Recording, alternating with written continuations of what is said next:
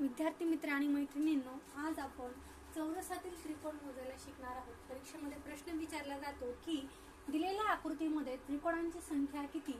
जेव्हा असा प्रश्न विचारला जातो आणि आपल्याला त्रिकोण दिलेले असतात चौरसामध्ये, बघा हा चौरस दिसतोय आणि चौरसामध्ये ही जी आपली लाईन ऍड केलेली दिसते, त्यामुळे इथे आणि इथे एक त्रिकोण तयार होतोय। जेव्हा समजा आपल्याला एखाद्या चौरसामध्ये त्रिकोण दिलेले असतील तेव्हा आपल्याला त्रिकोण कसे मोजायचे ते आपण आज पाहणार आहोत। ठीक आहे, बघा ज्यावेळेस आपल्या चौरसातील त्रिकोण मोजायचे त्यावेळेस ट्रिक यूज करायची आहे। सर्वात मोठा अंक गुणवले 2। कोणता? सर्वात मोठा अंक गुणवले 2। आता बघा आकृती क्रमांक 1 मध्ये पहिला एक त्रिकोण दिसतो, इथं 1 नंबर द्या।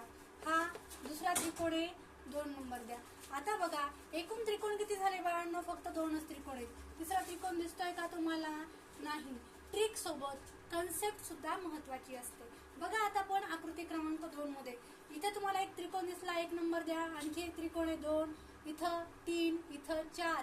जेवढे त्रिकोण दिसतील पहिल्यांदा त्याला काय करा, नंबरिंग करून घ्या आणि नंतर आपली ट्रिक यूज करा। कोणती ट्रिक? सर्वात मोठा अंक। सर्वात मोठा अंक कोणता आहे मला सांगा? सर्वात मोठा अंक कोणता आहे? खाली आपल्या प्रश्नामध्ये सर्वात मोठा अंक आहे 4।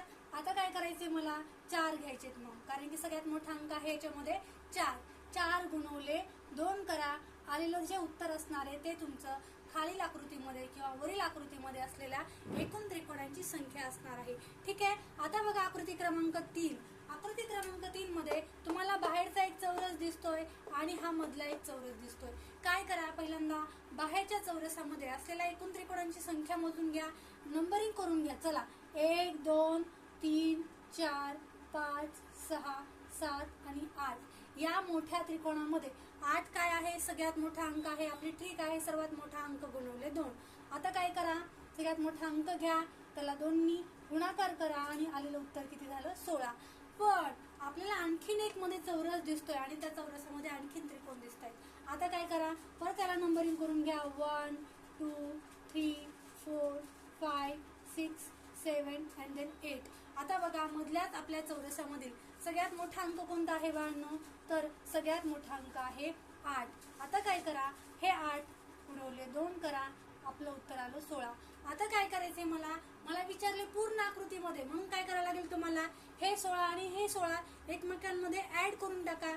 16 अधिक 16 बरोबर होतात किती? 32। म्हणजे आकृती क्रमांक 3 मध्ये एकूण त्रिकोणांची संख्या किती आहे? तर 32 आहे। ठीक आहे, आता बघा पर्याय क्रमांक क्वेश्चन नंबर 4। क्वेश्चन नंबर 4 मध्ये पहिल्यांदा काय करा, चौरसामध्ये असलेल्या त्रिकोणांची संख्या मोजून घ्या, सगळ्यांना नंबर करा आणि सगळ्यात मोठ्या अंकाला काय करा, 2 नी गुणवा। ठीक आहे, चला 4 5 6 7 आणि 8। हे किती झाले? आता चौरसामध्ये त्रिकोण सगळ्यात मोठा अंक कोणता आहे? 8 आहे आणि काय करा, त्याला 2 नी गुणा। आता मला सांगा 8 गुणवले 2 येतात किती? 8 गुणवले 2 येतात 16। ठीक आहे, चला आता बघा, आता तुम्हाला आणखी वरती एक त्रिकोण दिसतोय, हो की नाही? पण त्या त्रिकोणामध्ये तुम्हाला आणखीन त्रिकोण दिसत आहेत, ह्या रेषेमुळे आणखी एक त्रिकोण तयार झालाय। आता काय करायचंय, आपल्या फर्स्ट टाईपच्या आपण त्रिकोणामध्ये अशा प्रकारचे त्रिकोण मोजायला शिकलो होतो। काय केलं होतं आपण? जेवढे त्रिकोण दिसतात त्यांना नंबरिंग केलं होतं आणि त्या नंबरची ऍडिशन केली होती। आठवतंय सगळ्यांना? आठवत नसेल तर आपले लास्ट जे आहे व्हिडिओ ते पाहून घ्यायचे। चला बघा, 1 अधिक 2 बरोबर किती येतात? 3। आता काय करायचंय, हे झाले 16 अधिक 3 किती झाले? 19 झाले। पण इथं आपल्याला आणखीन 1 2 आहेत ते आपल्या त्रिकोण दिसत आहेत। बघा हा A B आणि हा O, एक त्रिकोण दिसतोय ABO, एक त्रिकोण तयार झाला। बघा हे 16 अधिक ते वरते 3 आणि नंतर आणखी ऍड झालेला ABO त्रिकोण। आणखी बघा एक त्रिकोण तयार होतोय AD आणि हा O, हा पण याच्यामध्ये ऍड करा।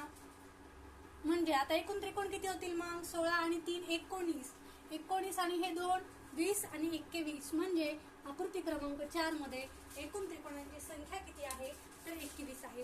अशा प्रकारच्या क्वेश्चनची प्रॅक्टिस तुमच्या बुकमधून करा आणि व्हिडिओ आवडला असेल तर नक्की आपला नेक्स्ट व्हिडिओ पहा। चला तोपर्यंत सगळ्यांना tata bye bye, take care.